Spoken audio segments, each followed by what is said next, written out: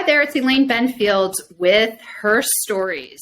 Today I'm very excited to have, I always say this, but one of my favorite human beings, Rachel Miller, is with me. And I'm going to let her introduce herself. Rachel, thank you so much for joining Herstories. I'm super excited to be here. Thank you, Elaine. Rachel Miller. I am a colleague of Elaine's at SAP, and I'm also the founder of Suede, which is a B2B influencer marketing agency. Awesome. Thank you so much. So just to give a little background, I really want to start off these podcasts, webcasts, really talking of why people inspire me. And when I was coming up with who I wanted to be one of my first guests, Rachel was on that list for me. I met Rachel about a year and a half ago. And from my first conversation with her, I knew that something about her, this, go-getter woman, super knowledgeable, knows about trends, knows about relationships, knows how to build a business, has a great voice, and is super respected. I joke, I'll try not to get emotional, but there was something about her the minute I met her, met you. And I really would love us, you mentioned your business, you mentioned influencer marketing. When I say, hey, I do influencer marketing, people are like, what? What's influencer marketing? I thought this conversation will be one of many, but I'd love to talk to you about what is influencer marketing? What is influencers in our world and technology? And then let's just have some conversations around that. Sure. Yeah, it's a question I get asked all the time because still even I can walk into Starbucks and I talk to somebody and I'm in influencer marketing. And they're always like, they think of some celebrity or, whoever's representing Coca-Cola at the moment. And I'm like, oh no, it's for high tech. And then you have to explain what that is. But influencer marketing, man, I feel it's an extension of the old school world of mouth marketing that we've been doing since we could smack two rocks together. This is what we've been doing. I've been really fortunate to have gotten into this game at the inception. It wasn't called influencer marketing when I started. I was doing content marketing, which was kind of coming out of that whole search engine marketing wave, which is kind of happening in the early 2000s. And it was basically blogger outreach and community management, which then has grown over the years as social media evolved and we had different platforms to grow our voices. Now we've got more people of influence. So it became influencer marketing. But at the end of the day, it's still storytelling. And I still think it's word of mouth. It's peer-to-peer engagement.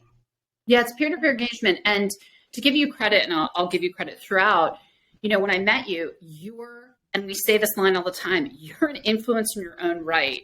We were just talking before this that, I have probably 5,000, 6,000 followers. That to me is fantastic. For high tech, that's someone who I am not the external speaker. I'm the person that finds the external speaker throughout my career and executives. You have 80,000 plus followers across different social platforms. You have a tremendous voice in this business. Tell me more about that because you help find influencers, but you're an influencer really well respected as well.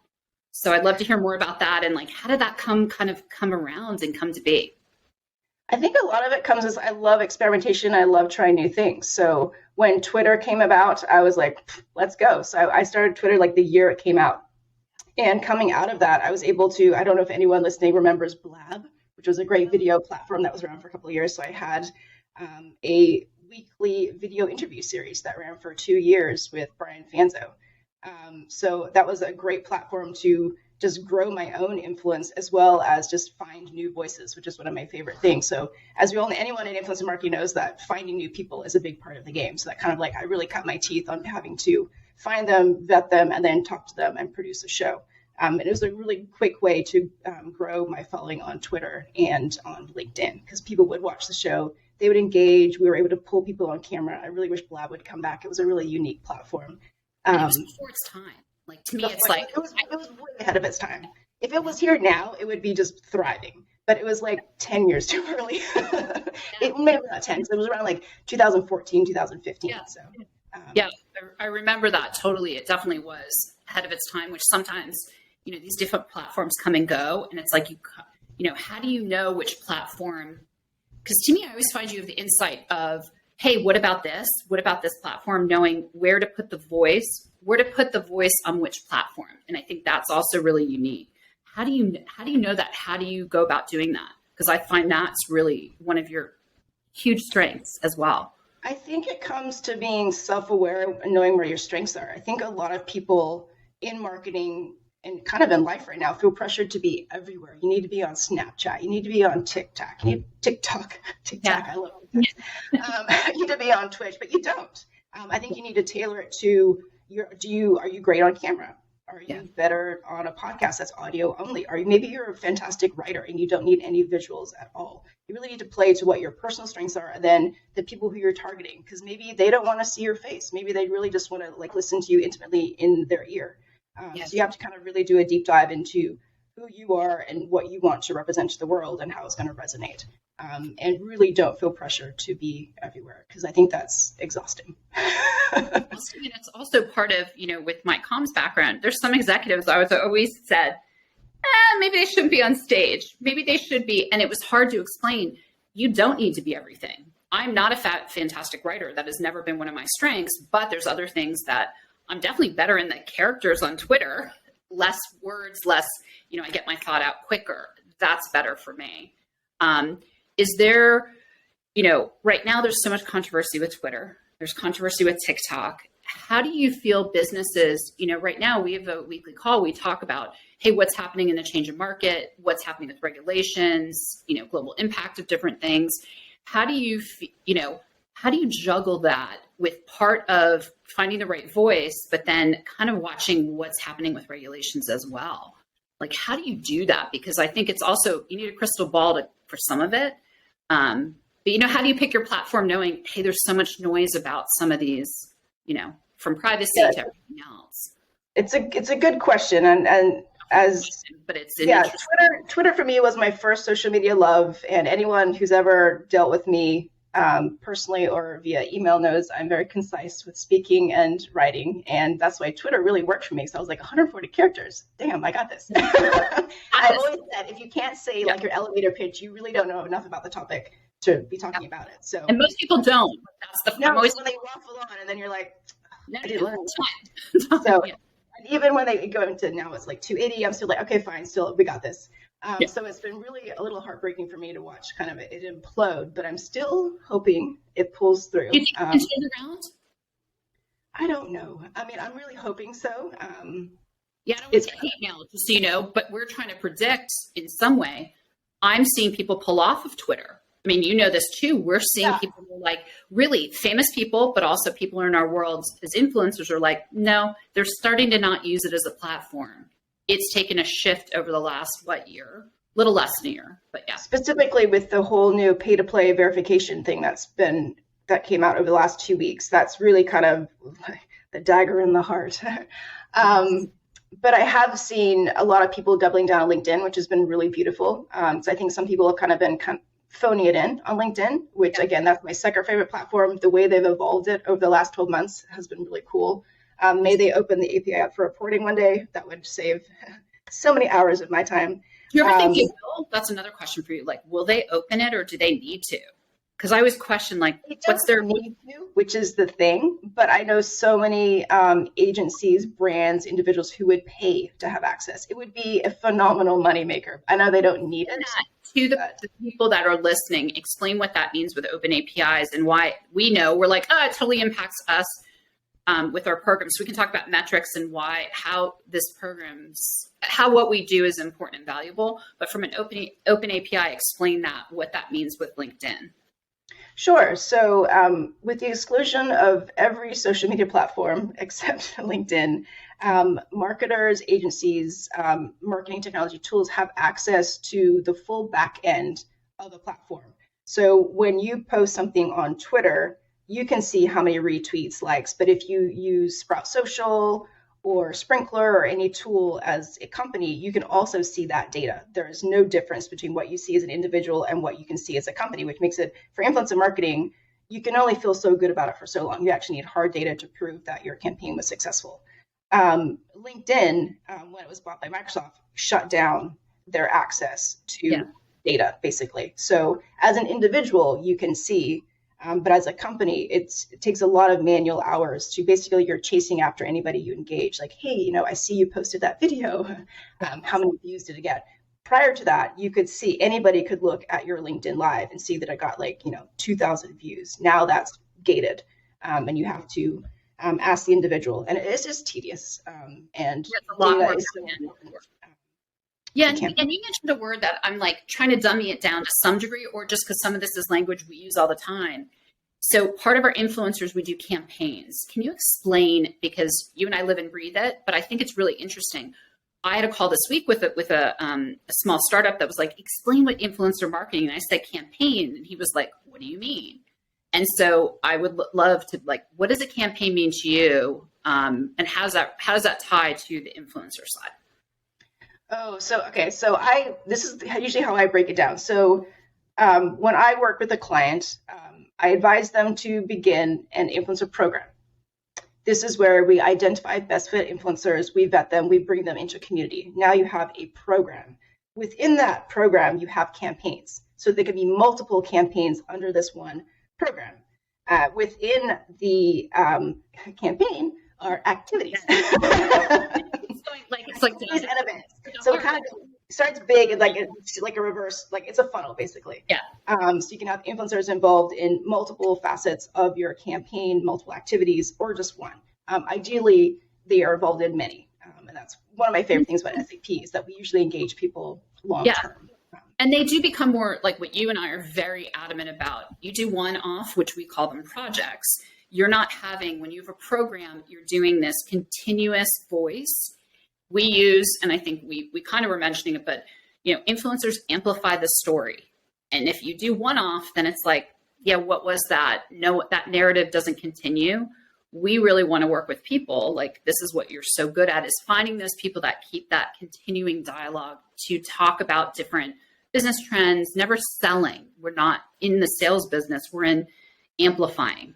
And I think that's something else with all that. I mean, you've probably seen that too, that, the change of companies, I think, are thinking more strategically and more long-term, coming up with more of those. I'm sure you've seen that over the years too, you being an expert in this area, that it's more, people are really coming up with programs, not this one-off. Yeah, which has been a huge shift for not necessarily just B2B, because I think B2B kind of came at it from a more programmatic standpoint, because that's what the industry has done historically. Yeah.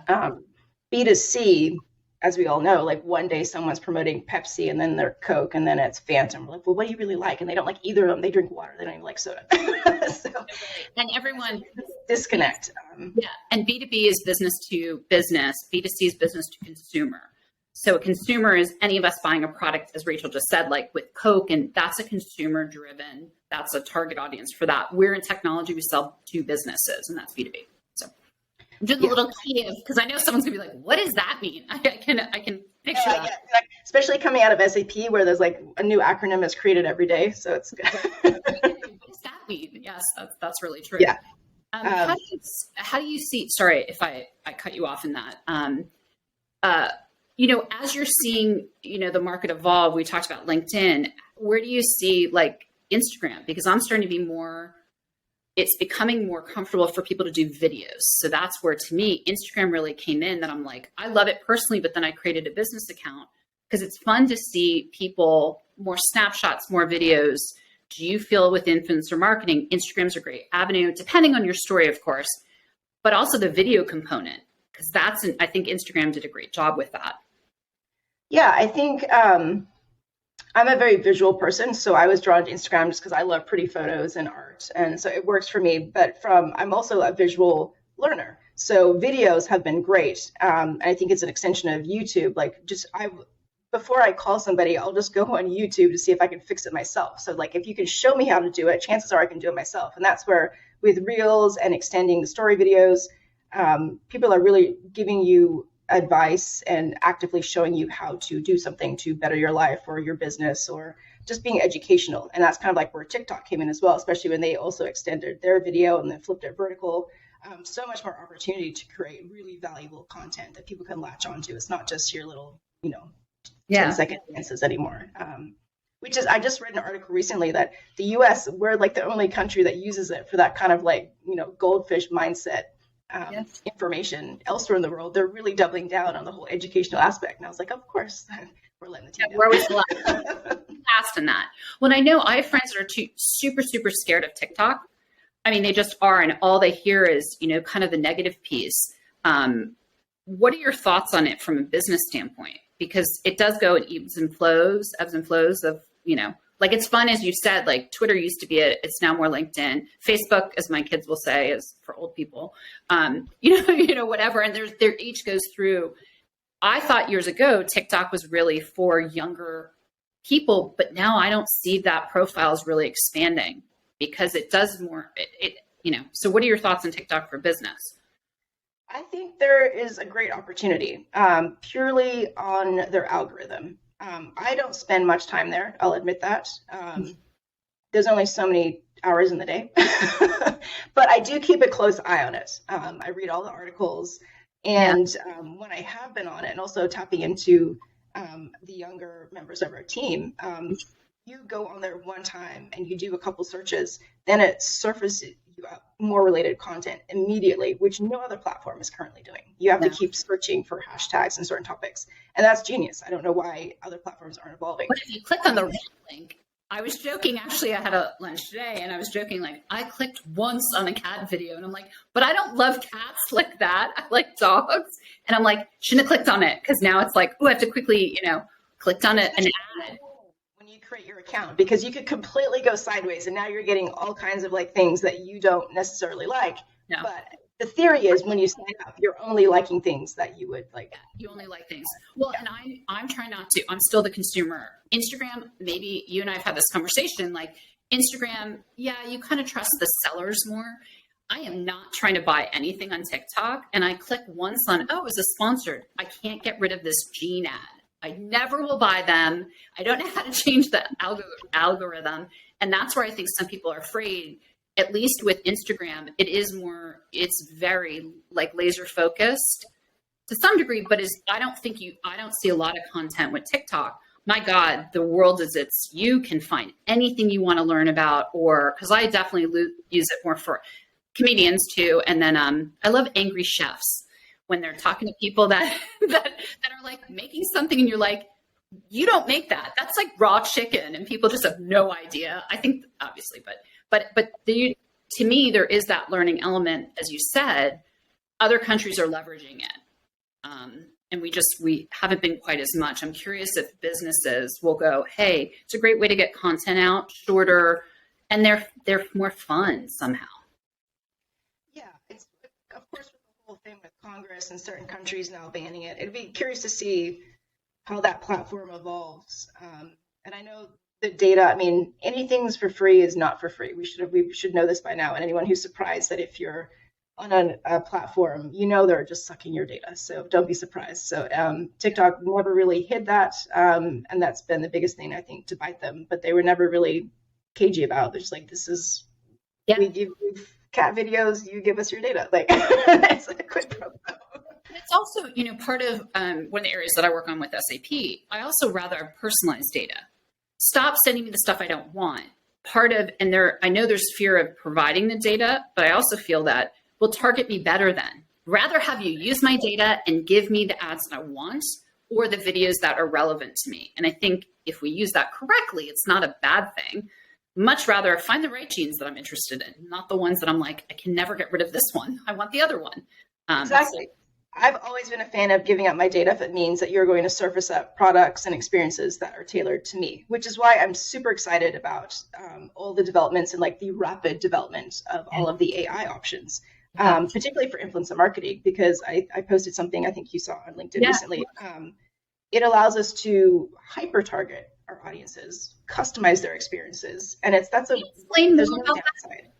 Explain more, because I have friends that are like, oh, you're in technology. And it's like, oh yeah, we are so ingrained in this. Can you talk about with AI and how that is? And with, I'd love you to go like, what are your thoughts? And like, because people are like, oh, it's going to take over the world. I'm not saying it won't.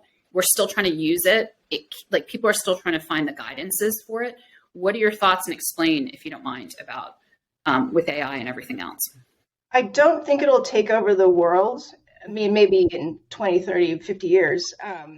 But from my experiences with playing with several different options, it's all about the right inputs. It needs human guidance. Which ones have you played with? I've played with a few, but I still have to play with it a little bit more. Jasper is Yeah. my favorite from a content perspective. Okay. I've had a lot of fun with that one. But again, if you put in shitty data and shitty information, you get shitty stuff out. So you still need to have done your own research to provide it with the correct data to give you what you're wanting, whether it's a blog post or identifying a new influencer. You have to give it the right information. Yeah. Which I think people are missing. They think they're just going to open it and it's just going to magically do whatever they want. That's not the case. Forbes writer. It has to have the right, and that's where it's interesting because everyone thinks this becomes a workforce. It's going to replace all these people, and it's like, no, people are still going to be there that have the intellectual knowledge to help it become better. I would love to use it as I joke, like I'm not a great writer, but I'd love to have my thoughts and be like, oh, this is my word salad could go to something more. And I would like to have that, like, why not educate me more on, hey, this would be more, of an interesting content versus, and that's where I think you're really good at. But it's even like me, remember when we were in school, you had to go to the library to find something. You had to go to the book, but you could be two of us in the library at the same time. I could find the right book, get the right quotes, come up with the best, quotes. Yeah. But you could be, or someone, they can't find the right book. It's the same thing. If you don't find the right thing to give it to the AI, you're not going to get the results you want. Or even in front of a laptop, we're Googling. We could both be Googling. If you're not putting the right search phrase into Google, you're not going to get the results that you want. It's the same scenario with using an AI. How do you feel that this will help or kind of impact the evolution of influencers? These thought leaders we work with, do you see them using that as well? Like where's kind of the convergence between these amplifiers and this technology? I think for the people that I've seen using it in the way that I hope people will go forward using it, it's to expedite quality content. Mm-hmm. It's bring people up from editing, because there's some great AI that will edit video. One, I'll give a shout out to my friend Mark. He works at Pictory.ai. It's phenomenal what you can do. It removes all of your ums. Like you put, like if we were to upload this video now into Pictory, and then because it annotates it at the same time. So you've got your video here and your words on this screen, and it highlights all of the ums, and you can just be like, boop, remove it, and then it removes them from your video, just like in 5 seconds. And that's one of my editing as I'm learning. I'm like, shit, this is so much harder than I ever thought. I want to do everything. I'm like, that would be a great tool to get rid of. That's really cool. Yeah. So using AI in that context, time saver. You could spend hours going through and removing everybody's little fumbles, everybody's little whatever. Then you're like, oh, I just want to remove this sentence, but you're seeing the words. So instead of like going through, oh, it's at 3 minutes and 32 seconds, blah, blah, blah, you can just go, no, I want this phrase. Taking your notebook, going, oh, and you got to keep going, start, stop, trying to figure out. It's just hitting delete. You're just like, delete, delete, delete, delete, delete. That's exactly. Oh my gosh, hours of that. That's a great use case. What I am scared about is I've seen it's predominantly in Asia right now where they're just bots. There's these like AI generated cartoon characters or the fake humans that are becoming influencers. And I don't understand how you can buy a skincare product from something that's not even real and expect it to have like a phenomenal result on your body. That part, it's a disconnect for me. There's a disconnect, but it's also creepy. Like very creepy. We've had movies like this years ago that I'm like, yeah, that's a little too close to being real. But you're right. They don't have opinions. They don't have thoughts. They don't have reactions. Like I'm allergic to half my stuff. Like I can't imagine. I'm not going to listen to that. It's one thing, I know, especially like women in skincare, like they show like a 20-year-old like selling me anti-aging cream, and I'm like, whatever. Like, I need the 70-year-old grandma with the phenomenal 5-day results. But now it's like a robot. I'm like, I can't take this seriously. Like, you hit 50, come back. So you mentioned speaking of so you mentioned with verification, and as you said with the bots, right now verification is a big thing. Can we talk about that for a minute? Because I find that right now and I'm not sure if the audience knows, Twitter wants to verify, but you have to pay to verify. They're trying to get an income source from that. Whereas before, right? Did Twitter charge for the blue? No, they did do their due diligence though. When the checkmark first came out, it was primarily used for journalists, quote unquote, celebrities, people who were able to have their identification stolen or duplicated. So anyone of influence, it was happening. Someone would have like, oh, it'd be Rachel Miller 01. And then all of a sudden I'd be spamming people with like some kind of content. So it was a way to protect your identity. There was no, you'd have to submit your driver's license. Like it was a whole process. It took weeks. Now, if you have 1599 or whatever it is, they'll it's a similar process. I know you do have to submit ID, but as we know in a digital space, ID is pretty easy to come by. So I'm a little bit skeptical. I'm surprised it's such a nominal amount, honestly. Yes. Because for me, and I did make when I posted one of the latest articles on my LinkedIn, I was like, it's kind of like, buying a diploma, because the blue check mark used to mean something. It had gravitas, like ooh, you're somebody. Like everyone like sought to have one. People got followed. Yeah, and like to me, like I joined similar time to you. Anytime the check, I was 100% more likely to follow them versus the one that wasn't checked. And then it builds into I still like these others. But in the end, it was that credibility. Yeah. So now it'll be interesting because now you saw like NPR was like, nope, not paying. And so it's like, it's the national public radio. Like they're like, no, not doing it. So it's that's NPR, and I think it's good for them. And I think a lot of large companies are doing the same thing and also it doesn't seem to mean as much anymore. It negates it because it means like anybody, you could have 50 followers and you could pay to have a check mark. It's like, what does that mean anymore? It's kind of, it dilutes what the value was. Do you think, there's been so much, like I was on Twitter yesterday, it's like, they took away, now it's like, what is it? It's a dog image or whatever that was going on yesterday. I'm like, what are they, like, I just can't keep track of whatever it's just mind blowing to me. It's whatever they're trying. Every day there's something else, but I guess, I'm drawing a hard line. I think a lot of people are like the check mark is it's irrelevant to this point. And I saw a great meme, which I'll find for you. You can maybe post it with this. Yeah.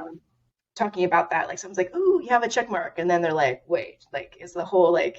Because again, it means you have $15 to spend. $15 that you're willing to do. That's exactly it. So where do you see, so influencers, I think, as I've been in the comms business, doing communications and doing analyst relations, this area to me is only going to exponentially grow. Having someone who has market knowledge to me is just so important, but it's not, we're only on the cusp of this to me. I feel like you were definitely one of the one of the influencers that have been doing this a really long time. How do you see this going? Because I think it's only going to grow more and more as we get more social platforms. One of our team members mentioned Lemonade. There's so many different new platforms that are coming out. Where do you see the market kind of going from this? Like if you had a crystal ball for 5 years, how do you see influencers as shaping kind of our world, and especially from the technology side? Yeah, I think I think I've been saying this for 5 years, but we still haven't gotten over the hurdle. We're still in such the early days because it's still, particularly in the B2B space, we're still explaining what it is. It hasn't become a household term or even a job to many people. No. So I think there's still so much to discover and share. I wish we were a little further along, especially as I've been in this like 15 years now. You would think we would like be so much further along, but I guess it's job security. So, but I guess I am excited because, as we mentioned, with like AI evolving, being introduced to a lot of our favorite tools, it's just going to allow us to do our jobs better and more effectively, which I think is going to create better experiences for B2C and B2B consumers. Because at the end of the day, we're all consumers, whether it's, and again, it's all about being human. So I think even though we are relying more and more on technology, it is enabling us to be more and more human. And I think that's my favorite thing. Yeah, and I agree with you. And I think one thing why you and I think really love doing this is finding those people who can help tell, as you said, this is storytelling. But I don't necessarily want to hear it from, no matter what industry, no matter what business, I don't want to hear it from the company. I want to hear from others. I want people to be authentic, and that's something else we can talk about. Like, to me, who's bullshitting you. I don't want to talk to anyone that I think is going to lie to me, try to sell me something. I want to know the narrative, how it can help me day to day, help me with the business. So maybe leading into like, I have such a strong stance on being authentic. Be yourself, be who you're meant to be, whatever that is. do you feel like that to me is like, do you feel for you that's a super, important part of influencers and this dialogue of, because the fake ones, and what's your viewpoint on that as well? Yeah, authenticity is 100% the driver, I think, of the best influencer campaigns. If something is too sunshine and roses, you're like, particularly in technology, because and as we know, in the enterprise space, it's not perfect. No. And I think it's really refreshing to our audiences when an influencer kind of pokes holes at things, or it says like, hey, they do this thing really well, but this part, eh. But then they're also, I love they add context. Well, nobody is actually doing that part well. It's hard. And you can't be that one-stop shop to everybody. That's a fact. That's a fact. We get close sometimes, but so for me, I'm always skeptical if we get a blog post from somebody and it's just like a glowing review. And I'm like, even I know it's not that great. Exactly. Behind the scenes, we're like, holding everything together. No, it is. That's really true. I don't want everything being perfect. I want the ugly with the good, with the bad, just what is it, warts and all. Because I think that shows that, hey, it's hard. Work's hard. Businesses are hard. Getting, to be successful with whatever, it's hard. And I think that relates. Yeah, and I think that at the end of the day, I think anyone in a purchasing decision, they don't need it to be 100% perfect. What they're looking for is it to be like 95% good on any given day, but on that 5% where the shit is fan, they want you to know you're going to be there and hold their hand and walk them through it. I think that's most important. You're not alone. You didn't make a shitty decision. It's not perfect, and we're going to figure, work on it together. I think that at the end of the day, that's what everybody wants, just someone to hold their hand and like, you're going to be okay. That's really true.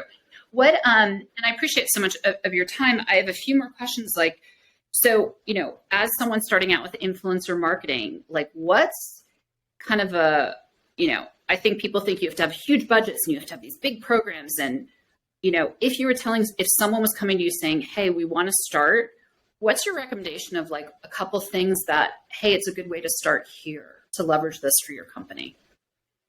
Yeah, budget is never, it is important, but it's never the first question. I always start with, what are your business goals? So are you looking to just grow your social media following? Are you looking to get net new customers? Kind of like, what is your end goal? And I like trying to reverse engineer it. And then start with finding people who are incredibly passionate about your brand or product already. Like they can be talking in and around, just in and around. Yeah, whatever. Yeah. If you find someone who's already passionate, it doesn't have to be a monetary exchange. They might be just stoked to get something for free, or maybe just to talk to you as the business owner, because they're like, oh my goodness, I've been so excited about this, whatever, for so long. Like they just want to talk to you. That could be enough for them to then become a great advocate for your product or brand. But at the end, you really need to know what your goal is, because there's so many ways to slice and dice influencer marketing. Yeah, no, that's true. And we talked about metrics. And I think, as you said, what are your goals? But also, as you mentioned, it's, hey, do you want to grow social following? Do you want to do this? What is it? Do you want to, we always talk about what's the call to action? Are you leading them somewhere? I think you and I worked on a bunch of projects and we're like, you don't know where it's going. So what are you doing? Like that to me is also, sometimes it's that dotted line that people forget. Do you have a website? They're like, oh, we don't have a landing page. Well, that's a problem. Like, where are you sending people to go look and get more information? So I think marketing campaign, honestly, you're bringing someone on a journey, but it's got to end at some point. At some point. And you and I know we've laughed about it. It's like, oh my God, how does this person not know that we need to have something? And it's like, now it's a pretty common. What are things, is there anything I didn't ask you about? And I know we really focused, there's so many other conversations, you and I can talk for days. Is there any other parts of influencers I didn't mention? Any other question that if someone's starting off or you being an influencer, what if someone wants to be an influencer? What's advice you have for them? I'm a huge fan of people being proactive and going to a product or brand that they're passionate about and suggesting something. I wish more people would do it for me. Because I know myself, my colleagues, all my clients, we're always looking for people. And then we're going to you with like, hey, we love what you're doing. we think this could be a good fit for you. But the reverse of that is like, hey, I have a podcast that I would love to feature your executives or your clients, or Yeah. I would love to write a blog and have it featured on, your website. Being proactive gets you really far. And I think So that's very much like undervalue that. yeah, no, that's a phenomenal point that it's true. It does, it goes both ways. We don't have to sell our like, hey, if you're interested, there's definitely, There's no harm in going to anybody and like, hey, I would love to do this. Yeah. Yeah, no, that's a really great point. Anything else I didn't ask? Because I can keep asking you questions all day long. I'm not sure about influencer marketing. I think we covered a lot. I mean, Yeah, a lot marketing of technology tools. I mean, I would love to create my own because I think each tool that I use has some really phenomenal components, but I would just like to mush them all into one power tool. great. That would be my dream. Yeah, I had a question about that this podcast though. and I was like, oh, that's a whole nother topic, but that's also, there are marketing tools for that. There's marketing analytics for that. So that can be definitely another follow-up conversation. I'm going to ask you, and I prep you this, where do you want to be? Do you want to continue to grow the influencer side? Do you want to continue, like, in your dream scenario in a few years, like you and I are sitting at a beach somewhere, where would you want to be at that moment in your life? Because you're really good at this. Like this is the perfect job for you, really. And having I think when we're talking off camera, I do feel I'm kind of it's an interesting springboard because it's kind of like identifying talent is, it's a gut feel sometimes. And it brings me so much joy to find a new person and you vet them, you get them on calls, and then you introduce them to a team, and it's just like wildfire. Like everyone's like super excited. They create this amazing content. Whoever Rachel, just in case you're wondering, whoever Rachel finds, we're all like, but they're my best friend too, because they're who you find is always someone like, how did I never know of this person before? And there's so many great voices out there, and I think out of all the people I work with in my career, no one discovers like you. You find, and we say talent, it's interchangeable to some degree, but we also find talent that are authors and just, famous people in the world that are kind of undiscovered. And I think you do an incredible job of that. But you light up when you're like, oh my God, I found this person, read this article, or that is to me. So would you want to do more of the discovery piece? Yeah, I think my dream job would just be finding people all the time. Like kind of like a matchmaker. Like you find those people, then you find the right client, the right team. Because it does bring me immense joy because it's a win-win for everybody. Like the person that I identify is super stoked because they've got, a new platform, a new place to tell their story. The client is stoked because they're able to then amplify their story. It's just, and when people collaborate, it's just, especially on camera, you can just see the energy and everyone's just like, they feed off each other. Well, and I also want to give you, another why you inspire me, I think, is also people can kind of see our relationship. We're relationship people in many ways. I'm a little more extroverted and a little more loud than you. Of course, I can take over calls when I know anyone's laughing right now. Yes, of course. But your relationship with that discovery piece, I think, is such a key element. When you discover someone, you don't just let them go. You continue to foster that relationship. And I think you are fabulous at that. And I would love you to give me the discovery and then I love the relationship piece, but I do think that discovery leads into relationships, which you are so good with as well. Yeah, I think I love that trend, especially in B2B, like relationship marketing is a thing because when you identify someone, you might not have a project for them today or even tomorrow, but you can keep touch points, have those regular calls. And then when the right opportunity comes up over a few months, then that's magic. And you don't forget them. You talk to them on a regular basis. Yeah. And again, I feel like I coach most people. It's like, you can have an idea too. Kind of like we talked about earlier. It's like, like as we're going through, like, just, feed me ideas because then I can represent them to my clients. And then, we can maybe expedite this magic. Speed it up. No, I think that was something you taught me when I was, switching from analyst relations and a lot of my communications background and marketing. You were like, ask them what they want to do. As you said earlier, finding someone's strengths is super critical for any type of business because not everyone's, as you said, not everyone's great at everything, but also, finding what they like to do.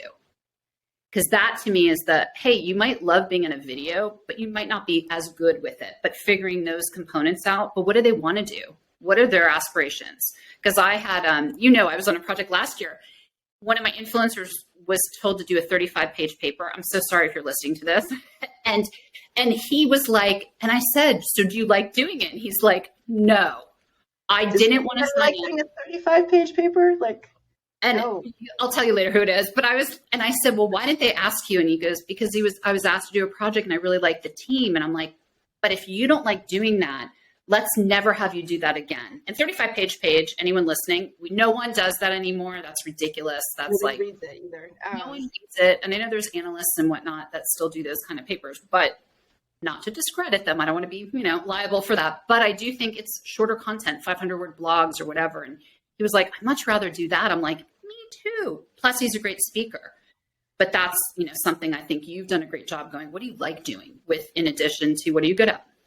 That's a very valid point, especially when people are new to getting into the influencing game. They feel pressured. Like if someone comes to them like, oh, we need you to write a giant blog or, a 12-part white paper series, they'll say yes because they want to get their foot in the door, but then they don't shine because it's not what they're good at. They're not a great writer and they're not happy about it. It takes them forever because they're having a really hard time getting the content out. But if they can step back and be like, okay, I really want to work with you, but this is what I would propose. Like instead of doing a 35-page paper, I'll do 4 30-minute videos or, kind of like reframe the project in a way that makes sense for everybody. Yeah. And that paper was never used, by the way. As I predicted, I was like, it's never going to be used. It's like, and then I made it into segments. It was used a little bit, but it's in the end, as you said, it wasn't the best work because it wasn't what he wanted to do. And I found other ways that I leveraged, this particular influencer. As I say, I can talk to you forever and I want to be conscious of time and your valuable time. So I'm going to ask you one closing question that I ask every guest. And I do hope you come again. I adore you. I'm so honored to have you in my world. You inspire me every day. And I have to tell, the audience, Rachel, sometimes there's days where you just don't want to get out of bed. You don't want to go to work. And Rachel's that I look forward to seeing her, talking to her. She inspires me every day. And I'm thrilled to have her as a colleague, a friend, and mentor and everything else in between. But I do want to ask you one last question. What empowers you? Yeah, what empowers you? Many things. But when I first saw this conversation or talking point from you, I typically answer this, it's legacy. Probably since I was too young, it's been very important to me to leave a legacy. Yeah. So I always strive like, hey, what decision will I make? That's people are gonna look back like, man, that was really cool that she did that. Like, yeah. Or even to inspire like my child, her children, vice versa. Go, several generations ahead. Like, oh man, great grandma was a badass. And I think we're so poised where we are within the world. Like, you can really create a legacy without too much effort, for better or worse. You can have a shit legacy where people are like, God damn, she made bad choices. Or you can do an example of like, or just showcase like living your best life. Just like kind of like proving that you can quote unquote have it all, be happy with your career, your personal life, and really strive to be your best you in this life. So leaving a legacy is really important to me. Legacy, a positive legacy. No, I really love that. And I feel like you do every day. I think your generations from now will be like, oh man, she was one of the first influencers in a term we didn't even know it was coined in the market. And having opinions that are smart, forward thinking, knowing trends, that's who you are. Rachel, you inspire me all the time. Thank you for your time. And I look forward more. There's so many other conversations I'm sure we'll deviate and would love to have you come back. And thank you for your time on Herstories. Thank you, everyone. Thanks so much for listening.